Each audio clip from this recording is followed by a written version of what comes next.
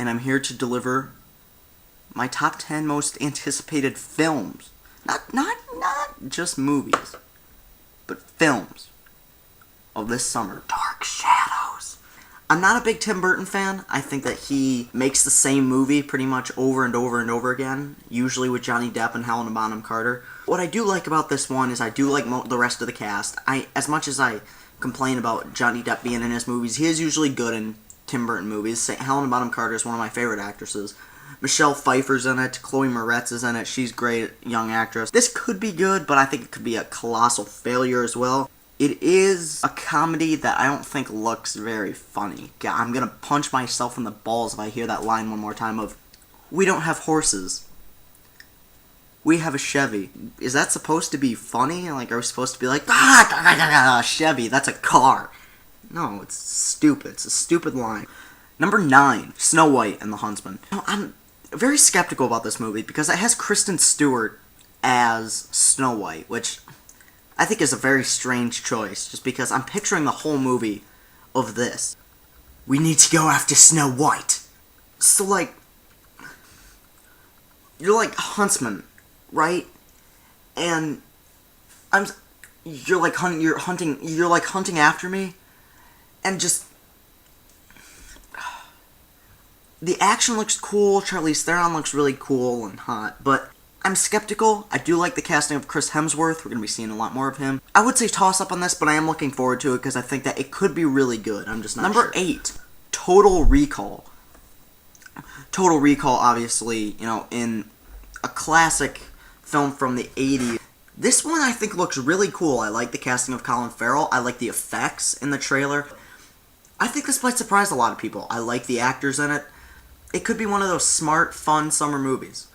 To be fair, the original Total Recall is a classic and does have some awesome lines. Consider that a divorce. Now, this is the plan.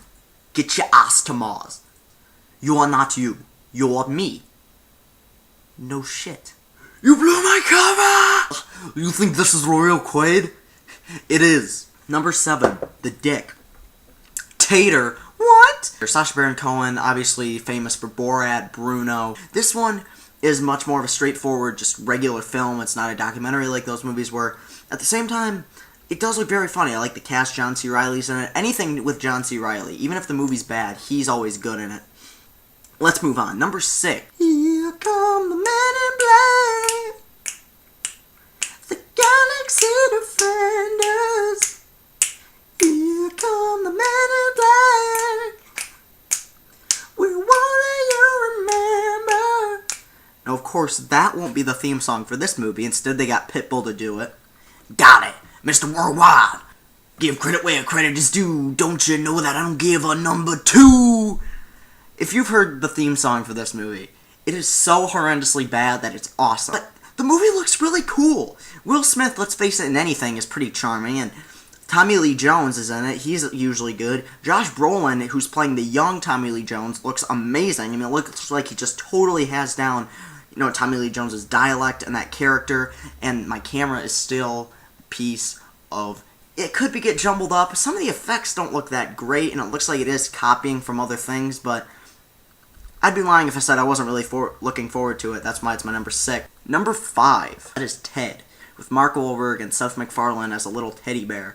The Red Band trailer for this movie, I laughed harder in that than I do in most movies. I thought it was hysterical. The humor was funny. It looked like an old episode of Family Guy. With heart, with great humor, with smart, snappy writing.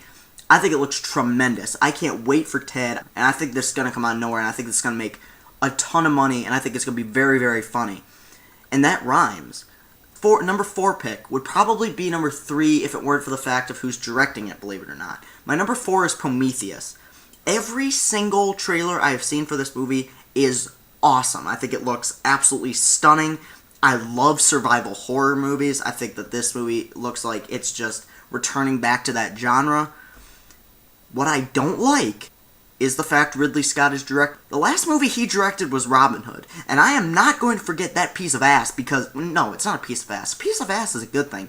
That movie is in my top 3 worst movies, I think, ever. That movie took a franchise that people know, that people respect, that people enjoy, and took a dump on it the size of Nantucket. And that was Ridley Scott's baby. He wanted to do that, and this is Ridley Scott's baby. So I'm worried about the fact that he might do what he did with that movie.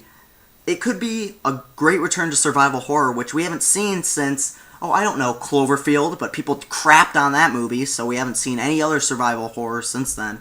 But this might be a return to sci-fi survival horror, and I'm looking forward to it. It's my number 4. Number 3, The Amazing Spider-Man.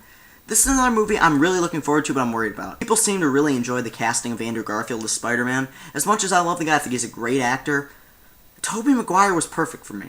And I understand that, it's different, and I'm not going to go into the movie thinking he's going to suck. Nope, not going to like him. My absolute love and fiance, Emma Stone, is, of course, in this movie. She looks fine in the movie. Dennis Eckersley as Gwen Stacy's dad looks good. One thing I'm worried about, call this movie what it should be called, Spider-Man Begins. They want to make the Christopher Nolan Batman version of Spider-Man. Watching the trailers, it's like every scene takes place at night. Okay, I understand you're going for a darker, grittier Spider-Man, but at the end of the day, it's a guy in a bright red and blue suit fighting a giant lizard. You can only go so dark without having it be totally ridiculous. I think that this could be spectacular, or it could be an absolute failure. Part of me is kind of leaning towards failure, because, it's so soon to make a reboot of Spider-Man. Now, the reason it is number 3 for me is because I love Spider-Man. I love the character of Spider-Man. I love everything about it. Even if it looked absolute, like, the biggest piece of swill, I'd still have it near the top of this list because I love the character of Spider-Man so much. I really hope this movie does deliver, but I'm skeptical. Let's move on to my number 2 pick, The Avengers. Pretty much could already post my review right now, and I know you could say it's crazy, but I think that this movie is about as much of a sure thing. Hearing the reviews, watching the clips, watching the trailers, seeing the interviews with the cast, looking at it from every angle, I think it's basically a 10 already. And I call it crazy, but the closer we get, the more and more excited I am. Thor, Captain America, Iron Man, the Hulk, Black Widow, Hawkeye, Samuel L. Jackson, Loki, they're all in this movie. And they're all going to be kicking ass, and it's going to be so much fun. I cannot wait for this movie to come out. The Avengers. Years in the making, and it's finally going to be here, and it's going to be awesome. God, it's going to be amazing. I am beyond excited. It is freaking hot in here. Anyway, let's move on. My number 1 film that I'm looking forward to most is The Dark Knight Rises. Hey, this is a day later. This is not at the time the last video was recorded. I recorded a majority of this video last night, but I didn't have time to upload it. And of course, the new trailer for Dark Knight Rises got released. I had some questions coming into it that I talked about in this video. I talked about Catwoman. Will she work? Bane's voice. Is it too hard to understand? Will it be a distraction? This most recent trailer is one of the greatest movie trailers I have ever seen. Literally everything that I was worried about has been answered. Bane's voice. It's obvious that they tweaked it, and it sounds perfect. It sounds menacing. It sounds creepy. Instead of, I am Gotham's reckoning. It is, I am Gotham's reckoning. Oh, she's too sweet. She's too innocent. Anne Hathaway, she's not Catwoman.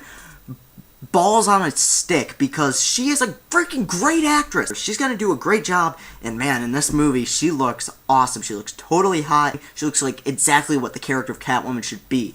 I don't understand how a human being cannot be excited for this movie. It is the final Batman film of the Christopher Nolan trilogy. Only 80 more days now. I can't believe that it's actually gonna be seen. Years in the making. Every day, I just get a little bit more excited.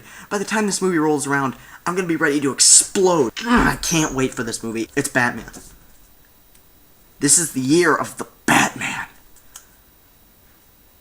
And he's coming back with a vengeance. Alright, well, let's go back to what I recorded last night.